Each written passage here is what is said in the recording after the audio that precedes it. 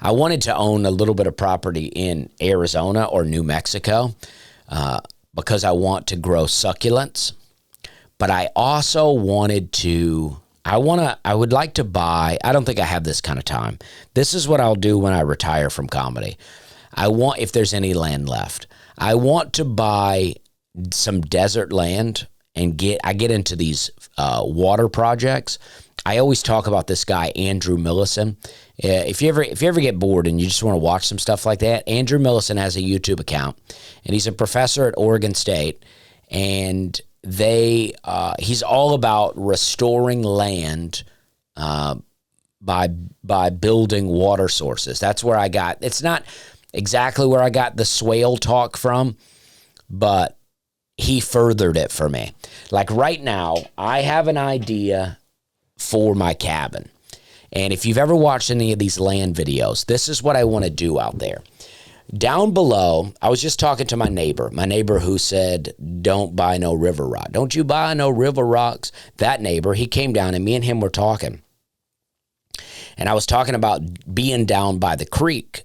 And he said that creek is 100% mountain stream fed, meaning these streams come out of the mountain and feed that creek. He said, if you go down this way about 100 yards, he said the creek is dry.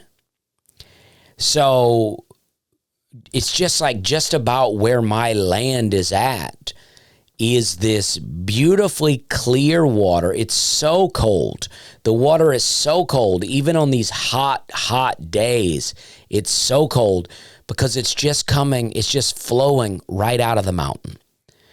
So what I would like to do is because I have a hill where at the very top I have a hill and then it kind of flows down. Then I have a flat area where I have the cabin, and then I have go down a little bit and I have the swales, and then I have more of my trees planted on this one hill going down, and then it all goes back down to the creek.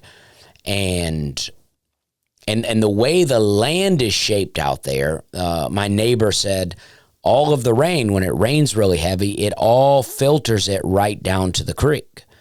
So that's where that area that's dry, he said it can easily raise several feet just by rain coming in and it all flowing right down to the creek. So what I'd like to do is on the very top, I want to build a small pond, not a big pond, a small pond. And I want to fill it with river rocks that I don't plan on buying. I'd like to find them. And the creek has all these, it looks like freshwater snails, freshwater mussels, and they're all attached to the rocks. And I think they're just filtering that water. So I'd like to get some of those, bring those up to the pond. And then I want to get a solar pump. And that pump will pump water up to the pond.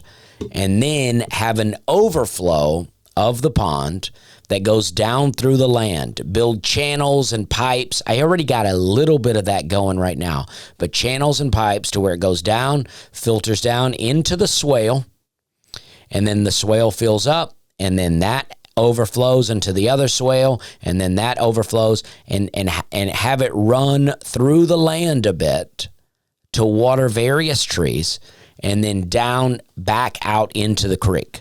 So I'm not even stealing water from the creek. I'm borrowing water. I'm rerouting water, and it would be able to water more things. So I'm not just watering things with,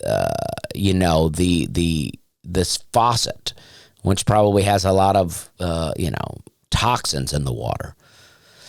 That's the idea. That's what I want to do. And I have a land management company that has reached out to me. So I'd like to try to pitch that idea to them. I'd like to get some people involved. Maybe try to get people from, Tennessee universities involved. So, maybe get some people tell me that there's grant money available for these types of projects. And I'd like to see if I can pull it off. Because then, I'm bringing up more wildlife. Because of the swale, I've noticed that I have more birds up near the cabin because now they can just drop down to the swale and get water. They don't have to go all the way down to the creek. So more birds are around. And that's what I want to do. And then there was a deer. I was cutting grass with the 0 turn, and a deer was just right out there, and I stopped and watched. I had a little video of the deer. That was fun. I killed a snake. I didn't mean to. I wish I didn't. It was a rat snake, but I ran over it with a lawnmower. It made me very sad. I had a real moment. I wasn't crying. But, I think it's a good snake. Helps keep, rodents down. But my neighbor, I told him that I did it, and he made it sound like there are too many rat snakes, and that's why you don't see any rabbits anymore. So I didn't feel as sad about it when he told me that. But it is, I don't like killing stuff. I'm not into it. I've never liked it. And then if it were, a rattlesnake, I would have been all about it. I would have been like, I'm glad that happened, and I hope I never see another. But it was a rat snake. And then I saw a turtle. We saw a turtle. I feel like it was the same turtle that we saw last time, because it's still small, but it seems a little bit bigger. So I feel like we saw the same turtle. I think it's just hanging out down in that area of the land. So I didn't cut the full bottom down there. I did cut some trails down there, and that's where I ran over the snake. But I want to be able to move about down there. I want to be able to drive the four-wheeler without being in grasslands up to my eyes. But I felt like, I don't know if I want to cut the whole thing. I like letting some wildlife run about down there. But I got this water idea. I'm into it. I got a lot of ideas. But I don't have time because I have a booming comedy career that I also have to manicure, and I have to water, and I have to grow.